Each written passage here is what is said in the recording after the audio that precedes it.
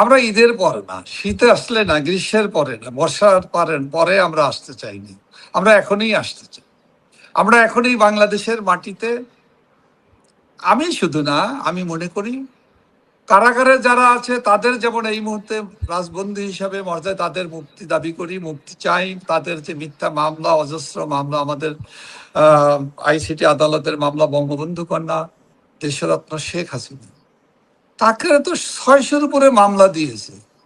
তার আইসিটি আদালতে তাকে মৃত্যুদণ্ড ঘোষণা করেছে বেআইনি ভাবে।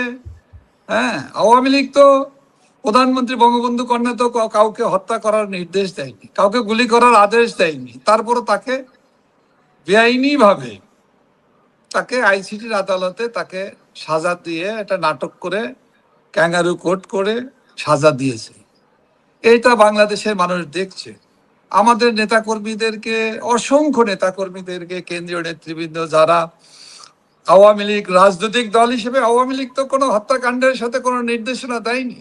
মন, প্রাণ, ভালোবাসা, আমাদের মাতৃভূমিতে আমরা থাকবো, আমাদের নেতাকর্মীদের সাথে সুখ দুঃখ আমরা মিলিয়ে বসবাস করতেছি।